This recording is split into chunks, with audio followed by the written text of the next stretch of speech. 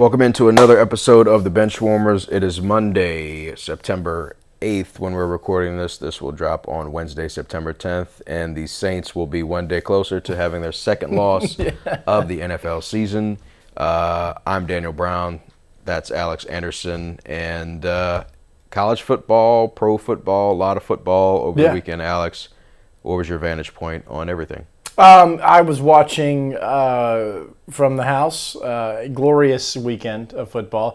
Started, of course, with Southern Classic Chicken, Friday Football Fever. Week 1 in Louisiana. We had some really interesting outcomes there. We'll talk more about that with Coach Harper in the point after.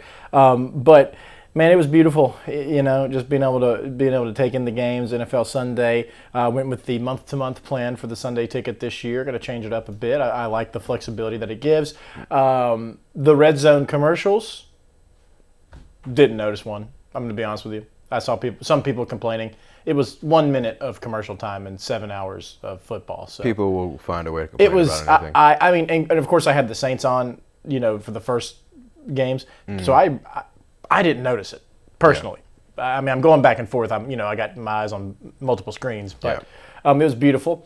We'll talk obviously about the Saints more with Seth, but I will say this: it was a typical Anderson NFL Sunday. Some activities. We have a ball pit right now for the Huskies to play in, and when Kamara scored the first touchdown, my dad was over, so I was just being stupid. I jumped in the ball pit. Spent the next 3 hours looking for my AirPods. Couldn't find them. Where can I put them? I'm an idiot. They're just in the ball pit. They fell out of my pocket when I jumped in. So that was how I spent a lot of my NFL Sunday. Did you find the kind of iPhone? Yeah, so I started the ping, and then you could hear it from the ball pit, and that was a whole ordeal. But awesome week of NFL that really started with the Thursday game with the Cowboys. Yeah. And Dak Prescott played great. CeeDee Lamb did not. No. Mind you, the hour-long weather delay it was thrown in there, so to kind of add to the drama, players warming up again. Full disclosure, I clicked out for like all of that, so I came back at around like 10:30. Oh, I watched the end of it because I got YouTube TV. Right. Kind of was in my own little world of like, I'll come back and avoid any alerts, phone alerts, and it's like, wait, they're still playing. Right. So managed to catch the final drive where Dak he was just like, look, man, I'm firing this in there. That pass was unbelievable. This is going to be perfect, and you just got to catch it past the CD. The other one at the very end where CD had to lay out. That was tougher. That was tougher, but the one in the hands, like, he had a little, like, it wasn't running open free. He did have, like, a slight, DB doing his job, causing a slight disruption, and that little millimeter of whatever force is used, as an NFL receiver, you got to make that catch. Well, and not only an NFL receiver, but the receiver on your team, right? He's the top dog. Your quarterback puts it right there in your chest, in that spot. Yeah. And then earlier in the drive, he had like a crossing route where he could have made a catch, didn't make a catch. But he led the league in drops last year, so I mean, it is a thing. I was like, his full name's Sedarian, so like I was like, Sedarian Lamb. Come on, man, what are we doing here? So. Kudos to the Cowboys fans for sticking tough and riding with the team no matter what. Well, right? They played well. I mean, they did play well, but like, not kudos really. More condolences because that's tough. Well, I think back at the last time they played the Eagles. 2 weeks for the Cowboys, I would think. For sure. You think back to the last time they played the Eagles. Obviously, last season Dak's not there. But I mean, there was such a separation there, and so it was the first game of the year. Dak looked fully healty. He baited.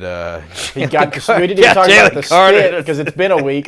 That was crazy, and it was crazy that I thought that people were almost going back and then retroactively defending Jalen Carter. No, what are you doing on the opposite side of the line of scrimmage? First, let's full stop. Stay on your side of the ball. But stay on your side of the ball on the ground. I'm like, of course. Alex is going to defend Dak. Yes, I am. But like, yeah.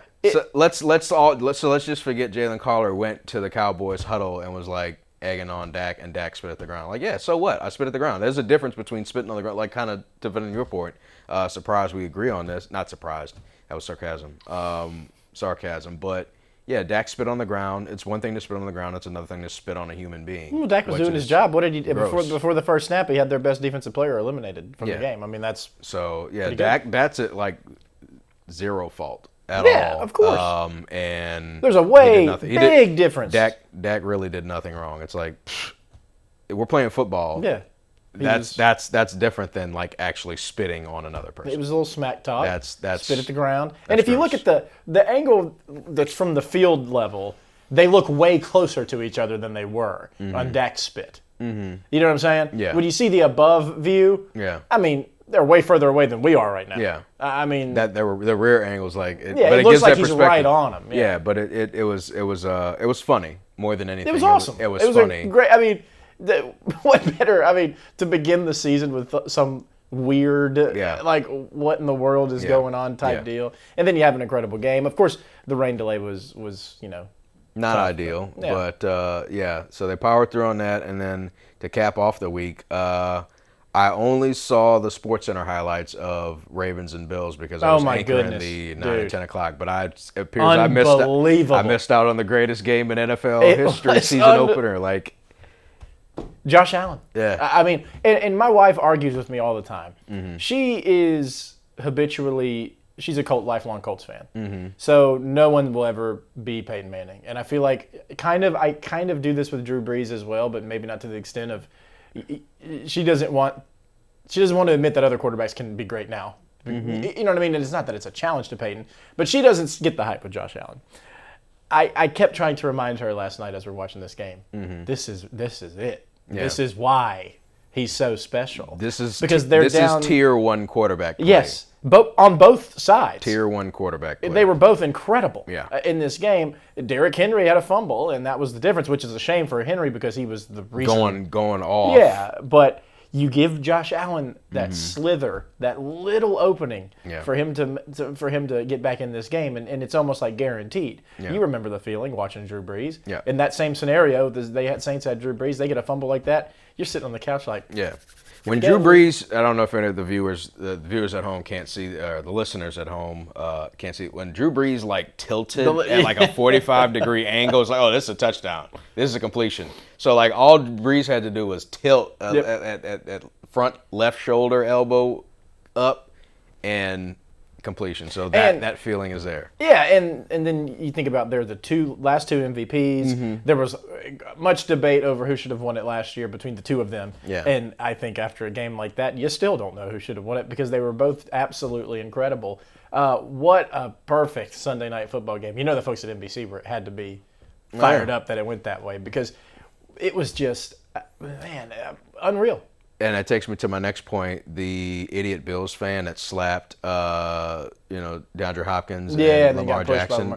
Banned them from the stadium. I think they did. Banned them from the stadium for a year. Give them a year ban. I think it was life. If not life. Yeah, you can't do that. Like no. And, we love Bills fans. And I got no fault at Lamar Jackson. He had the right answer at the end. I got to keep my head better, like, bro. Lamar should have ripped him on the field and curb stomped him in the chest. Like it's odd that Buffalo, and we can go ahead and check the box here at my Sabres mention for the episodes on the way. Mm-hmm. It's odd that a Buffalo fan would take that risk. They've have evidence of why fans should not get on the field of play with Rob Ray and the Buffalo Sabres when he beat the crap out of that fan. Yeah. If you're in Buffalo, you should have that burned into your memory let's not mess with the guys in the field of play. Yeah, because it's one thing to do the Lambeau leap and like excessively egg on troll, but that's entirely different. That's expected. Right. Yeah. Keep your hands to yourself. You're not a professional athlete. Yeah, Bills Mafia is still great. Everyone, some bad eggs everywhere. And but more importantly, I teased it, not that anybody truly cares, my opinion on the Saints uniforms. Let's just get right into it. I'm not a fan. I'm not a fan of the gold. The gold is different. It's a different shade than the pant shade. I've checked pictures. The logo on the side of the helmet is like the key indicator. It's a different logo. Maybe there's like not the technology yet to establish the right gold for those jerseys. I doubt it. That's but the case. I feel like Colorado's golds, like you have that gold. Vanderbilt. But it's like the different material for the number than the jersey. I'm really being serious. Yeah, no, but I'm saying Vanderbilt has the same. There's a way to replicate a good gold, and that gold is not it. The end zone. I like the end zone. The end zone was great, but the jersey themselves for the Saints, they're not the worst in the world. I'm being a little hyperbolic about that, and it's no shot at Pleasant Grove, but you called it. They look like Pleasant Grove uniforms. Yeah. You're a professional football franchise. You shouldn't look like a high school uniform. Or maybe PG just looks that good. That's true. PG looks, but it some money in Pleasant Grove. That's PG's colors. That's PG's colors. That is their color. So, all in all, outside of the jerseys in the game, the Saints played hard. News just coming out that Julian Blackman might be out for the season, so that's unfortunate. But a Saints player getting hurt and lost for the year. I mean, there were 4 different times in that game I thought Olave was done. So I mean, you feel bad for him. And Rattler is putting his receivers in some bad spots at times with some of these throws. I mean, Juwan Johnson got the bad end of a few. Let's take it back to Dak. Dak said, "Jake Ferguson, you about to take this lick, buddy. You about to take this lick, Jake Ferguson." Yeah, that was something too. The Saints. It's hard. And I know we're going to talk to Seth about this, but I just didn't feel a reaction. By the way, Seth, for those that don't know, Seth Lewis, reporter, WWL. I'm just saying Seth. Sorry. Yeah. But I didn't feel like when they didn't score there at the end of the game. It was kind of an of course moment. But I don't know. I feel like a year ago it would have been like screaming and yelling. I've learned to not emotionally invest into the Saints as much as I used to. These Saints. Specifically these Saints. The 2025 Saints will not be getting a rise out of me. No, this is a tank year. Let's be real. Because look, I don't know. It's weird. It's like I have the parallel thoughts of I want them to improve their draft stock, but I also want them to play hard and represent the city and that's well. What they did. I think that's what they themselves did. well. If they end up losing, I'm not going to cry. Yeah. My day is going to progress as well as it would have if they would have won. Right. And I'll just be a little bit more like... You can go one or two ways in the league. And the Saints tried the route of build your team up, go get an experienced quarterback. And so often when a team does that, looking at the Colts, right, they've been doing this forever since Andrew Luck retired. A lot of times that's good enough for 8-8 or 8-9 or 9-8 and that or worse. Yeah. And that's what the Saints have been doing since Drew Brees retired, right? They tried the Jameis thing and then they went with Dalton and then they went with Carr and then now it's like they're going the other way. Let's try some young quarterbacks. If we strike gold, we strike gold. Worst case scenario, we're really bad and we get Garrett Nussmeier. Yeah. Yeah. I mean, that's what they're doing. I mean, it is what it is. Yeah. You can call it tanking. You can call it what you want. But the fact of the matter is, there's really only... It's more so like, you're probably joking about Garrett being the top. Yeah. Okay. Yeah, no, I know. We don't know who that person's going to be. I went egghead brain a little bit. Right. And also, look, the Saints aren't the only bad team in the NFL either. I mean, no. The Dolphins might be a disaster this year after watching that Colts game. Yeah. Daniel Jones looked like the chosen one in Indiana Jones. My wife's a Colts fan, as I mentioned, so I watch those games too. The Giants. Not great. They might stink. The most awkward handshake hug thing ever between Brian Dable and Malik Neighbors. They might stink. Might stink. Russell Wilson. They've been stank. Jackson Dart's going to get in so soon. The Giants been stank. When does Dayball play Jackson Dart, don't fire me. Right. I mean. Yeah. Brian Dable's not long for this NFL head coaching thing. No. At least for this season. He's may be a good coach. He may be a good coach somewhere else, but he's like, bro, I don't even know. Like, Daniel Jones, yeah, he may look good with the Colts, but he didn't deserve that big old contract with the Giants. And No. It cascaded into not keeping Saquon and all that. So right. that organization hasn't been run well from a GM standpoint. And I think Dart has promise, but yeah, their division too is going to be brutal because the Cowboys are good. I think we've learned the Cowboys are going to be a force. I mean, they were in that game with the champs the entire way on the road. Yeah. So the Cowboys are good. We know the Eagles are good. The Commanders looked great. Right. That division's brutal. Yeah. It looks like it'll be the Eagles. Titans. Division No to offense lose. to Matt. The Titans could be really bad. Did you see Cam Ward's dad in the stands? He was going through it. I saw the last shot where I guess the receiver dropped it and he kind of got up and he's living and dying and man, he appears to be a good sports dad. Living I'm just saying in general it's tough. Not a lot of great teams. We saw two of them last night. How great can the Ravens be if they lose a 15-point lead with 4 minutes to go in the fourth? That's kind of their thing. That's been their MO. I saw a stat. I don't know how true it is, but I think John Harbaugh leads the league in like most double-digit leads lost. Yeah. He's got the most ever since like '91. Great pull by me. Can't name the stat and where I saw it. Well, exactly. I saw my was way less official. I just kept seeing the meme of all the scoreboard shots of all the leads that they had. Yeah. And then the Ravens lost all these games. Yeah. But this one being the most egregious. I think it was I think I saw the stat last night. It was teams that had a 14-plus point lead and over 270 rushing yards at a certain point in the fourth quarter were 277-0 before last night. Yikes. Yeah. Tough. But speaking of that division, Aaron Rodgers back?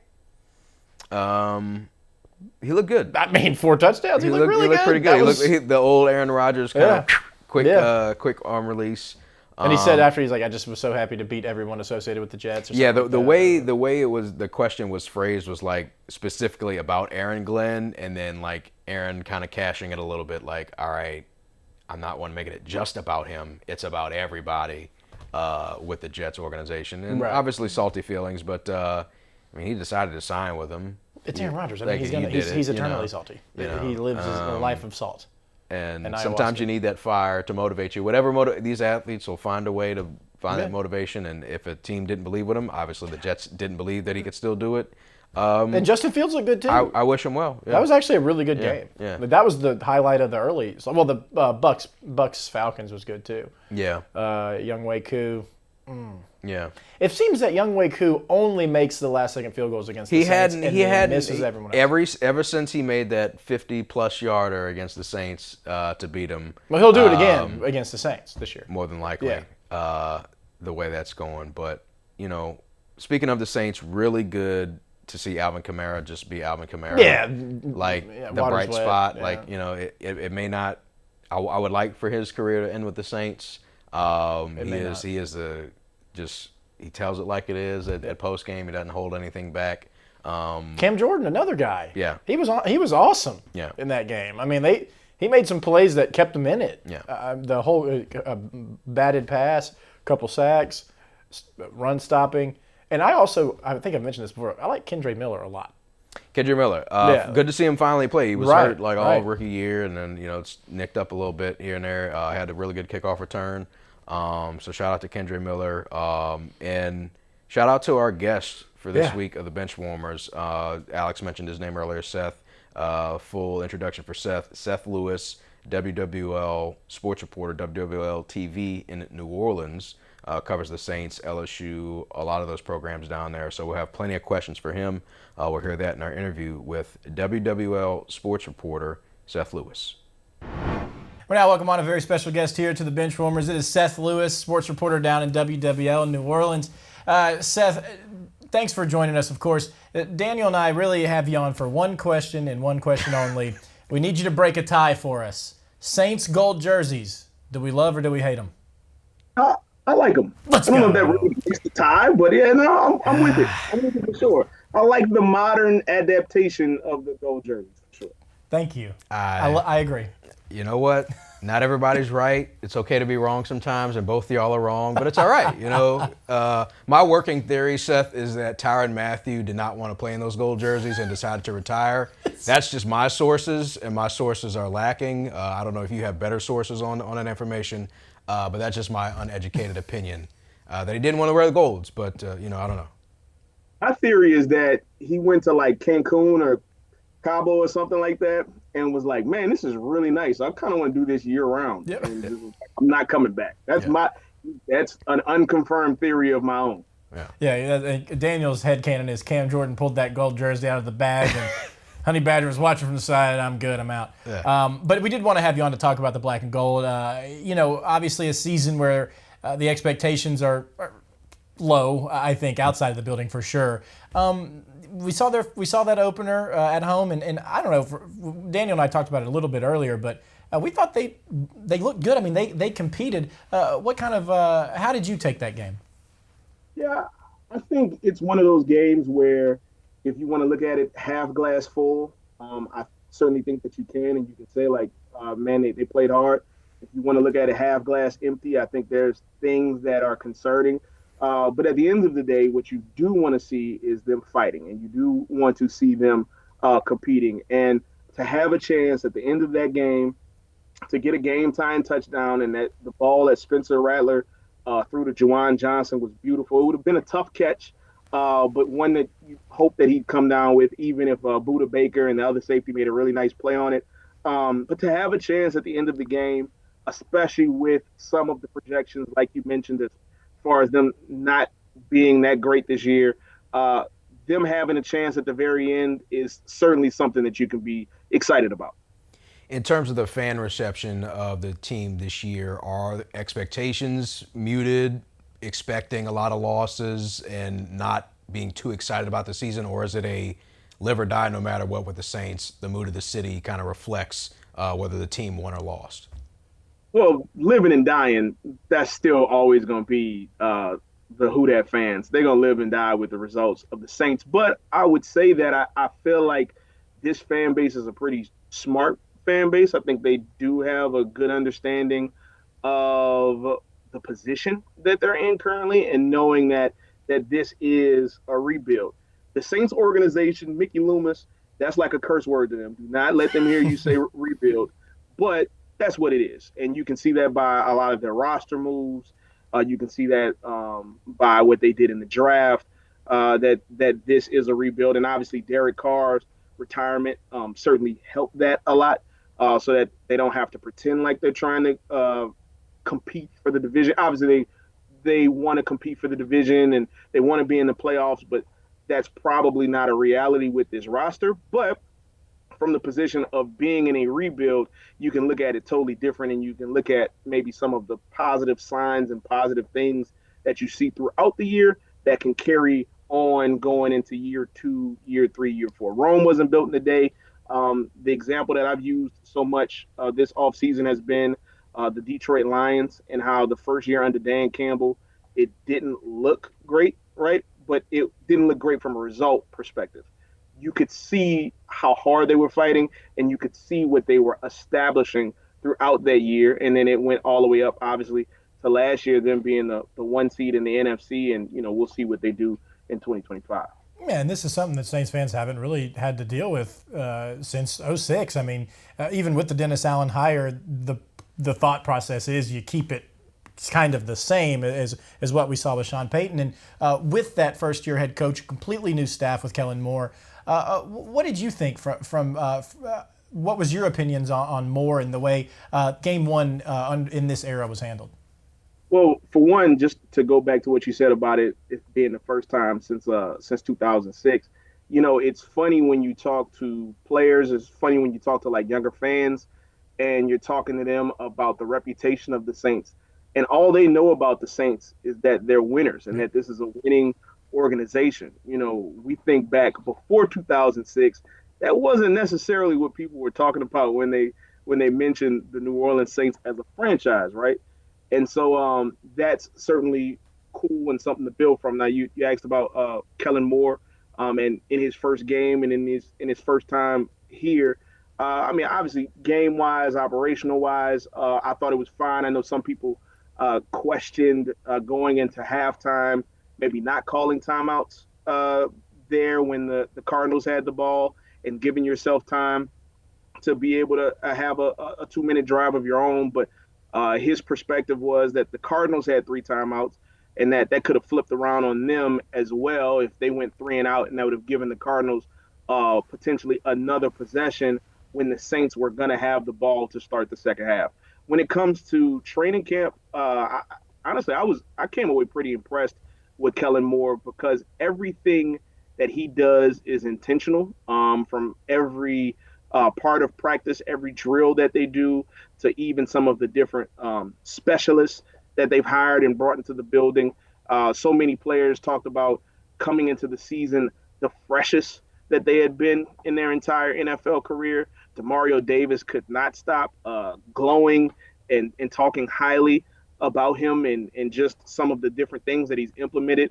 And I think if you can establish a culture this year, right? If you can just establish who you are as a team, as a franchise in this new era with Kellen Moore, then I find that to be successful. I think it's more.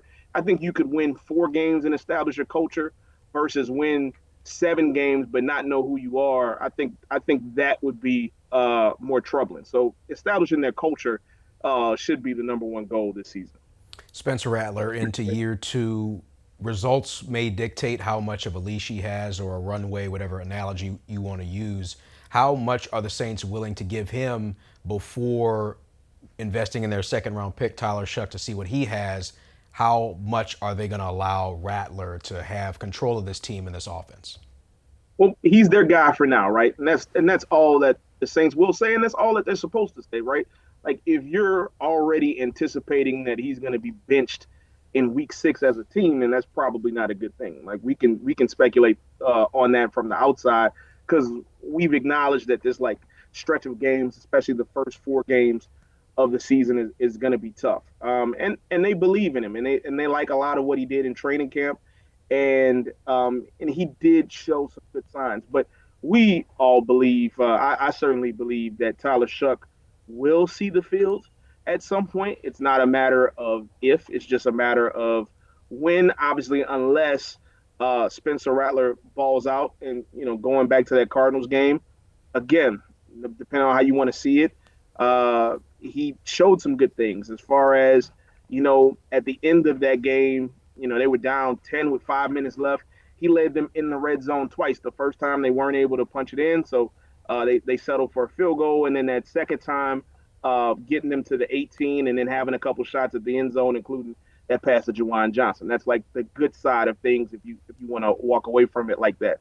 But on the negative side, his quarterback rating was the 6th worst in the NFL coming into Monday night, so among the 30 starting quarterbacks. And then his yards per pass was bottom 5. And so those are not good signs. And he also threw the ball 46 times, which is not a recipe for success for the Saints. And so we'll just see how it goes and how much leash he has. But as of now, Kellen Moore certainly believes that he's the one that can run this offense. And you mentioned the 46 times. A lot of that, and I heard Coach Moore say this as well, is the negative plays, first and second down, putting you behind the sticks, pre-snap penalties, 8 of them in that game, and something this team's dealt with before under other leadership. How much was that discussed after the game yesterday? Certainly a lot, and I think that the amount of pre-snap penalties was a little bit surprising because of so many of the things that they talked about and being disciplined and things of that nature. But also the reality is you have to get adjusted to a new offense and maybe having a little bit more tempo on the offense. These things aren't going to just come overnight, and you can rep it in practice. You can rep it in the preseason, but you need games. You need real games to make that happen. 13 penalties are way too many.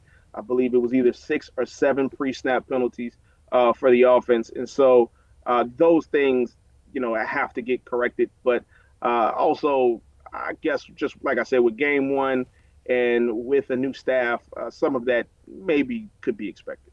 And from a defensive standpoint, a new system as well. Brandon Staley coming in as the defensive coordinator. The injury bug, the Saints bit again. Julian Blackmon looks to be out for a significant amount of time. But overall, how has the defense adjusted to the new scheme with a new philosophy coming in and some new pieces, but old pieces there, Cam Jordan namely, and then Brian Brzee, a special teams block as well, up front. How have the Saints kind of adapted and throughout the rest of the defense under Staley's system? Yeah, I mean, I like what I saw from the Saints defense yesterday. I thought that they were the main reason that they even had a chance at the end of the game to be able to win it, right? We've seen the Saints defense over the last couple of years struggle when it comes to like mobile quarterbacks. And Kyler made some plays, right? Like Kyler's one of the fastest quarterbacks in the NFL. To expect him to not make any plays with his legs, you wouldn't be being truthful with yourself. He had less than 40 yards rushing, and even the second half, the Cardinals scored 3 points in that entire half. That's a good thing. The Saints came up with 5 sacks. Cam Jordan, we keep saying like, man, he's older. When is he gonna retire? He comes up with 1.5 sacks. right? And the 5 sacks that they had in that game, there was only one game last year, I believe, that the Saints had 5 or more sacks that came against the Washington Commanders late in the season. So to already see some of that pressure and some of the ways that Brandon Staley's defense kind of sets them up to be aggressive, some of that already coming and being beneficial for them was certainly a good sign. That was the most positive sign for me leaving that game Sunday. And just one more Saints question for you before we switch to LSU. Just week one weekend, 16 games to go, as Alvin Kamara said. These players are professionals. They want to win. They want to, show that they can perform, some in contract years, some in not. What is a realistic expectation for Saints fans to not only be, okay, we're obviously looking towards the future, but this season, are we going to be a top 10 pick, 15 to 20, latter part of the draft? How are you viewing where the Saints could eventually end up after just 1 week of actual football? So before the season started, I had them at 5 wins for the season, 5-12. That for me hasn't changed. I feel like if it's under that, like if it's 3 wins or if it's 4 wins, again, the most important thing is establishing a foundation. That doesn't feel good if you lose 14 games in a season, but still establishing a foundation. If you end up with, let's say, 3 wins, then that means that you'll probably have the number 1 pick or the number 2 pick in a draft that people feel very highly about. A lot of the quarterbacks that could be potentially coming out of college football. But then on the flip side, let's say you end up on a higher end. Let's say you end up with 7 wins. If this team gets 7 wins, that probably means that whoever their starting quarterback of the future is, even if it's just the near future, they're on the roster right now, no matter if it's Spencer Rattler or Tyler Shuck. And so that's kind of how I look at it, is that this is a 5-win-ish team. If it's lower than that, then you're going to be set up in a really good position to get your next franchise quarterback. But if it's higher than that, especially, like I said, if it's 7 wins or something like that, then that means that one of the quarterbacks on this roster has shown enough to at least invest in them going forward for the next year or so. So you're in the heartbeat of the city, New Orleans, also a team of interest down there, the LSU Tigers, number 3 in the nation, just coming off of a closer than expected win against Louisiana Tech in Baton Rouge, a much tougher test coming to Death Valley with the Florida Gators. What have you seen so far from LSU with a mixed bag of, like, you go on the road with Clemson, get that win, but then maybe have a downer, if you will, against the Bulldogs in Louisiana Tech? Well, look, y'all being in Shreveport, you never doubt the Bulldogs, right? You never come in there and fight. Come on, man. Tech wasn't Vegas favored them by 40, almost 40 points. You would think. We've been known to doubt the Bulldogs. Yeah, we've been known to doubt the Bulldogs. Shout out to Rust in America. You know what I'm saying? Yeah. Bro, I had a good time in that Ryan's Steakhouse there once or twice. Now, anyway, the thing that I like though about LSU is their defense. Yes, that game was closer than expected with Louisiana Tech, but the defense still showed up. Right, like that defense has been really good through the first 2 weeks. The offense, obviously, there are some improvements that they need to make, but defensively, if your defense can be that good, and this is the best defense that they've had for sure since 2019, and it probably, or at least it seems like it's the best defense that they've had since 2019, and probably a few years even before that. If their defense is as good as we think it is through these first 2 weeks, then they'll be in every single game that they play this year. And that's really all that you want, right? Like you want a chance to be able to win at the end because you feel like Garrett Nussmeier is good enough of a quarterback to be able to win you some games late if you need a game-winning touchdown or field goal drive. So the defense for me is what's impressed me the most. And you can always say, look, both coordinators on LSU came from Louisiana Tech. Maybe they were taking a little easy. I know that doesn't happen, but good headcanon for the fans out there to cope, if you will. Seth, we didn't really introduce you properly. We kind of just hopped right into it. You've been around Louisiana, various different stations. I'm sure our viewers have seen you at some point.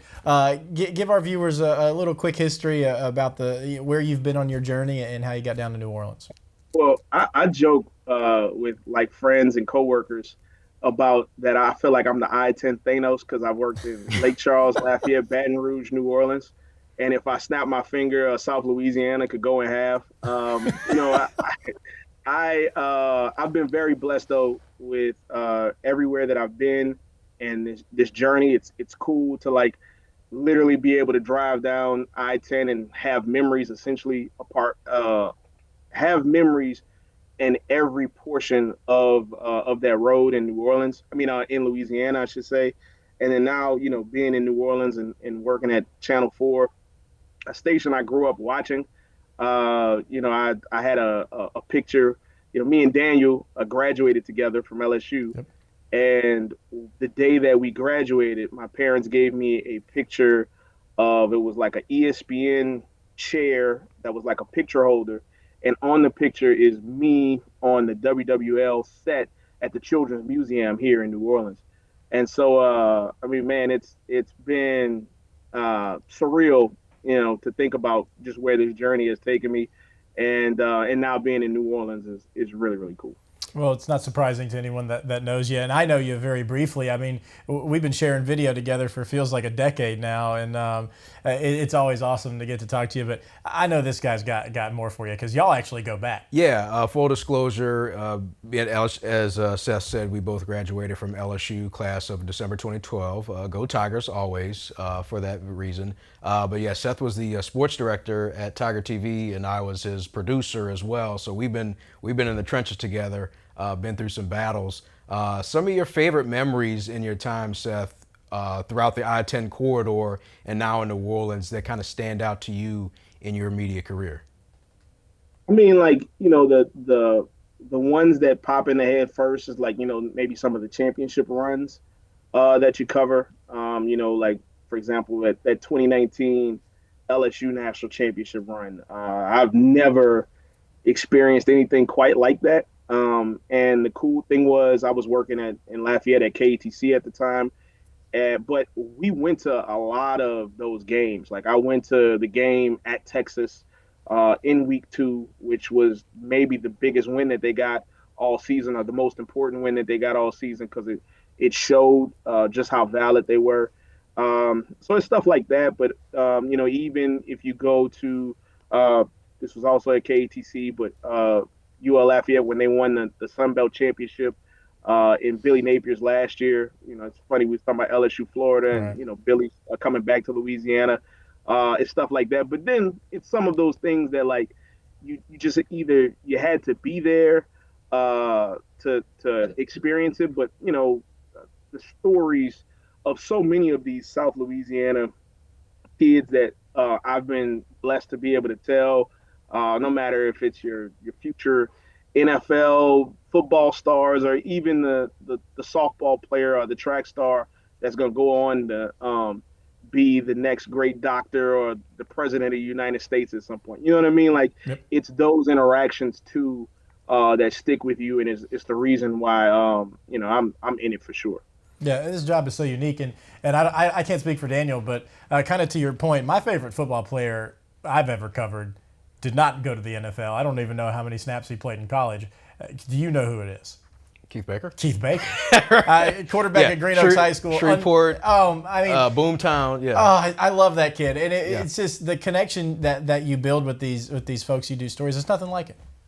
Yeah, and it's so funny because the favorite player off the top of my head that I would say that I've covered is Lindsey Scott at Zachary, who did not go to the NFL, but like he also had like 5,000 yards and 60 touchdowns his senior season or something like that. Like it was something ridiculous. He was a shorter quarterback, but still, like it was something ridiculous where it was like, hey man, somebody needs to give him a chance.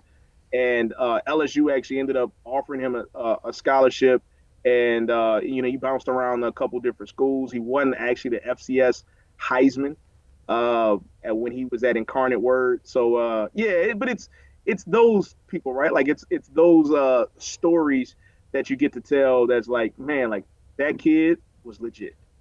And yeah, man, those stories and these athletes, they give us something to do. And we take the joy of telling their stories, whether they make it to the NFL, college, Division III, whatever you have it. They make an impact on our lives as much as, we try to impact their lives in terms of telling their stories. My poor wife, she's heard more and more stories about random high school football players. I'm sure she doesn't listen to any of it, but I mean, with Boom, I mean, I was telling her, this kid's amazing. You wouldn't believe it. And he was he was Brett Favre incarnate in like a 5'6" body. Yes. Yeah. Oh, good what dude. a guy. But here on the Benchwarmers, Seth, we'd like to kind of get to know the interview subject as well a little bit. I feel like we could have another 20-minute conversation, but at least one question to kind of get to know you a little bit more, to let our listeners know and viewers. We asked kind of 3 versions of a question. What are we eating? What are we watching? And what are we listening to? So I'll ask the listening to you question. On your drives from New Orleans to Baton Rouge and other parts of the state, what do we have on the playlist? What do we listen to on that drive? Oh man, well it depends. Am I driving or is it my photographer Adam Nate driving? It's a way different playlist depending on. You got control of the playlist. Yeah, I have control of the playlist. Oh man, I'm genre wise, I'm listening to a little bit of everything. I'm listening to R&B. I'm listening to hip hop. I'm listening to gospel, some pop, some rock. As far as an artist is concerned, probably right now, toward the top of that list would be like Anderson .Paak. Okay. And then as well as like Kendrick Lamar. I mean, that's an easy one too. That's a good list. Because recently we actually had a talk. Her, you still got her on the playlist? Oh, still got her on the playlist, okay. No doubt. Right. Her, that's my girl. Yeah. I thought you were gonna go there, but of course, I mean. Yeah. I didn't know how many people know her, but no, like her is high on the list, as well as Lucky Day, who's from New Orleans. Shout out to Lucky Day. So shout out to New Orleans. Yeah, I've been trying the Spotify DJ. The Spotify DJ, it's cool, but I feel like at the end of the day, it kind of plays the same 20 songs over and over again. So I need to branch out. I'm so bad at like picking music. Hit up Seth, text Seth. He'll have some recommendations for you. Well, I know both of you. I mean, anytime you've told me anything, I've liked it. Every single. I don't think it would go both ways though. I don't know if my suggestions. Seth is a good resource for me as well. So yeah, hit him up. All right, we'll do that. Well, Seth, why don't we go ahead and just put the title on you? Can you be our Saints expert? Yeah, that's no problem. Look, Daniel, we talked about it with LSU and how we go back. From us literally we sat next to each other at graduation. Daniel is one of my best friends. He is somebody I give the shirt off my back. I don't want to scare your viewers right now, so I'm not gonna take my shirt off. But I would give him the shirt off my back. And anytime y'all want to talk ball, please hit me up. Awesome, man. Appreciate it, Seth. We'll have you on maybe after, week 9 or 10 or something like that. After it's when they get that 5th win. Yeah. And you can tell us all how right you were. Yeah. And absolutely. Our director says so never. Yeah. Our director Matt, he's we've tried to get him actually on the show where he could interject his comments to our viewers, but he just doesn't want to do it. So we get to just repeat everything he says, and that's the best way. Obviously, everyone loves that. One of these days, we'll get him on. Yeah, for sure. All right, Seth, you're the man. We'll have you on again soon. Thanks, man. Appreciate you, fellas. So appreciate Seth taking the time to chat with us about the Saints and a bunch of other topics. We graduated from LSU in the same year, December 2012, class of 2012, go Tigers. And he has to put on the journalist hat, and but he's also a New Orleans native, so we kind of know where his allegiances lie. Went to LSU, know where his allegiances lie there. But Seth, a very talented reporter, and we appreciate him joining us. And we've been trading video with him for a long time. I feel like he's always at an affiliate. Yeah, he was. He's bounced around from a station in Baton Rouge, Lafayette, and helped us out. Was he in Alexandria? He was not in Alexandria. Okay. But Lafayette, that's right. Yeah, KTC. Yep. He was also in Lake Charles briefly before going to Lafayette. Maybe I got the city order wrong, but he's been in South Louisiana for a while. Look, I was about to say we'll ask him. We're shooting this out of order. So we may actually end up covering all this in the interview, but we mentioned this a couple weeks ago. But our schedules are weird. With football starting, and then when you add another TV guy. It just gets even weirder. But we're recording this a little out of order. But fantasy football, the KTBS Fantasy League, I'm 99% going to win my game. I'm 100% losing. Yeah, my I did game. look at that earlier. Yeah. It is what it is. I drafted, Derrick Henry, so that was nice. So Yeah. I got that looked forward to. But if you can only score like 80-something points in a game in fantasy, you're not going to do well. Well, who would have thought that drafting Cam Ward second overall would not work out for Matt, and it hasn't, and it did not work out this matchup. He had a brutal game. So, yeah, It happens. I got Justin Jefferson tonight, so I should be good to go. Hopefully, J.J. McCarthy. That's going to be interesting. I mean, I know this episode will air before we talk about it, but I am excited to see. Yeah, I want the Bears to win because I have another fantasy league, and I got Loveland, the tight end. Yeah, the rookie, yeah. So hopefully he has at least a touchdown and maybe like 3 catches. And You know what? Let's do. Cairo Santos misses a bunch of field goals for the Bears. I think the Bears win tonight. I know this comes out on Wednesday, so we can be wrong. I want the Bears to win. Ben Johnson. I don't know if they're going to win. The Lions looked really bad without Ben Johnson and Yeah. Aaron Glenn, and that's sad, and I hate that. Yeah. Because I love Dan Campbell. But I also like Tatum Everett. Yeah, that's true. And See, I always forget about that. But see, okay, as a Saints fan, yeah, Tatum Do Everett, you- KTBS sports director, yeah. friend. we had her on the show. Do you have beef with the Vikings? No. Yeah, like I don't. No. I know some Saints fans are like, oh, I hate the Vikings, the Minneapolis Miracle. Well, it's not their fault. No. I mean, I don't. If anything, the team that I hate from a playoff loss is Seattle. I hate Seattle. I agree. But I love Marshawn Lynch. If I never see the Beastquake again, it'll be too soon. The Beastquake hurt way, way, way more than the Minneapolis Miracle because in the Minneapolis Miracle, neither one of those teams were winning the Super Bowl. Right. It was very apparent. Yeah. The Seattle game, they were under 500. The Beastquake game. Yeah. Remember, they won And the we played. division. It was like our worst game of the year. It was we the played. most typical Saints, that era It of was Saints rainy, performance. misty, Oh my just gosh, like it was the worst. Not great. Oh, it hurt. So yes, I hate Seattle. Yeah. Like in a small way, and it And- all goes back to that. You know what else I hate about Seattle? This is my TO. I Okay. just came up with it. Okay. All right. So many teams in the league tried the futuristic jerseys years ago, right? Let's go crazy with it. Let's be the Oregon of the pros, right? Yeah. And the Bucks, remember they had the weird digital clock looking numbers and Yeah. the pewter or whatever orange stripe randomly there. The Jameis days. Yeah. Horrible. Yeah, not the great. Browns, remember the Cleveland pants? Oh, yeah. Horrible. Yeah. The Cardinals, they did it for a while too.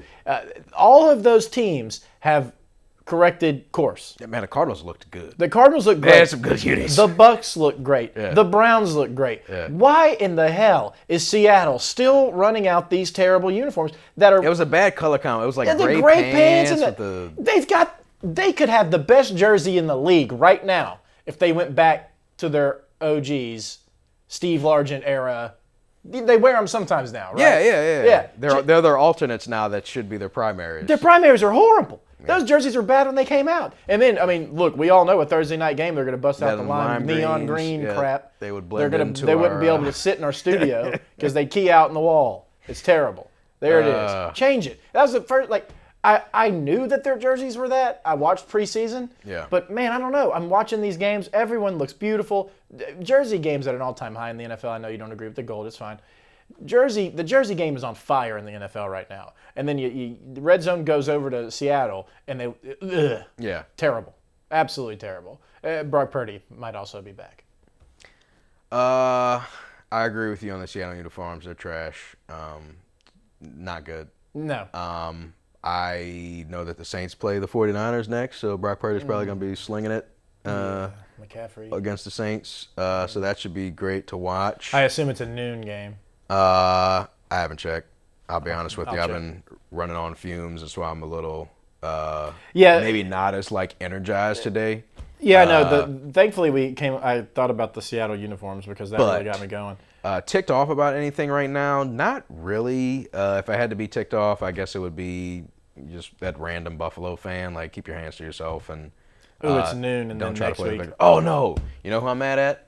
that lady in the Phillies game. Oh, yeah. Like the worst woman in sports right now. Yeah, like that was okay, crazy. the dude ran over out of his area to get the ball, but That's like fair play. you're not entitled to this ball in front of you. You got to get there. If you didn't make the catch, it's on you. Right. And he's like, it was mine. Like, did you have it in your hand? No. Like, it's one thing to have the ball in your hand and get it snatched out, which it appeared from the video wasn't the case. So I'm mad at that lady for taking the ball out of the kid's hands. The dad just being a good dad. He was a little funny with his reaction to her being surprised and like putting his hands up. But see, it almost worked out better because the kid got like a signed bat. Yeah. So karma works out. I'm a big believer in karma. And that's the thing, you know, right? People were kind of dogpiling on the dad for giving up the ball, but he did the right thing. He's like, you know what? I'm not even going to deal with this. And then it worked out in the end. Right, and it got better. And it taught his kid a valuable lesson. Right. This lady's crazy. Yeah. And just back away. Just back away. There's nothing you can it's do not about worth it. Right. Why fight this lady? Right. For what? And then it worked out way better in the end. So. And now she's a pariah. Yeah, so congratulations, exactly. you got and your people ball. are going to dox her online. I don't advocate for that. But No, yeah. But it's going to happen. It probably already has. She could be happened. made fun of. But other than that, let's just leave it at that. Oh yeah, because people are very rational. People take it way to the extreme. I disagree with your opinion. I need to know where you live. It's now time to ruin your life. We don't love that. But yeah, that was I thought the same. I thought the complete opposite. Like I said, when people were dogpiling on the dad, I'm like, what do you want him to do? It wasn't like in the moment. I was like, man, you better get out of here. But he. But the right thing happened in the end. And not to mention, smartly on the dad's part, you're also on camera, right? Right. Obviously, you're not thinking of that in the moment. Yeah, of course. Right. But obviously, the camera's seeing this lady be crazy, and it's going to see you turn the other cheek. Right. And good job by the cameraman to like follow the action. Like, wait, this is interesting. I'm not following. Baseball cameramen have it made. Yeah. There's been you'll always find something in there. Yeah. There's something always going on at the ballpark somewhere in America. All right, so we can do socks. I know you got some Dragon Balls. I can see them. Yeah. So I think I've worn these before. I know definitely. I've worn the trunks and before, I think it's just like it's the King Kai, but it's like we went through it's like that. a stitching on it. Right. It's one of the Kais or something on there. DBZ, Dragon Ball Z. So man. I will say. What a great television show. Not a TO, more of a, I would say maybe a nervous deal. I got a road game coming up Sunday. We're going to Dave's house. We're going to my dad's house to watch the games. Okay. I like to be at my house. Shout out, Dave. Yeah, but he's got a little pool set up. My sister moved back home, so we're family time. Yeah, but they came over to our place Sunday. It's going to be a road game for me, so T's and P's. I don't know what his screen situation is going to be. We need multiple screens. Is it? I'm kind of bougie now when it comes to the TV screens. Like, is it like bigger than a 65-inch? Yeah. He's got a big TV, but we need multiple TVs. That's for the red zone. Okay. Right. Better have the phone handy. Yeah, I will. We'll make sure it's charged. I'm not worried about it. Maybe I'll just bring a laptop. Yeah. I feel like if you're gonna have people over, 55 and up. Yeah. Anything lower than 55 inches on the TVs. You're basically Michael Scott standing up at the little plasma. You don't want that. 55 and up. Yeah, we got a 65 in the living room, and then we got a little 40 next to it. So Dave needs to go out and get another 55 to 65. Or I could just bring. I mean, he's got. What's the thing? He actually has two huge TVs, but he can't. They wouldn't fit. One's in his room where he does his games, and then the other one's in the living room. I might just bring a TV. Hey man. Fire stick, real easy. I mean, it's your house, really, right? No. No. No, I never lived in this house. Okay. Well, then never mind. Yeah. Well, not the childhood home. Shout out to Dave for inviting the family over and it'll be a good time with the kids. And my sister's doing sourdough bread now, like Courtney does. So. Is she bringing the parrot though? Well, the parrot's already there. He lives there right now. So that'll be a problem solved. That'll be a different important questions. Yeah, my sister has a 28-year-old African gray parrot that. It's fun times. I'm just thinking of him watching us watch a game might be He's going to pick up some sayings. Yeah, that might be bad.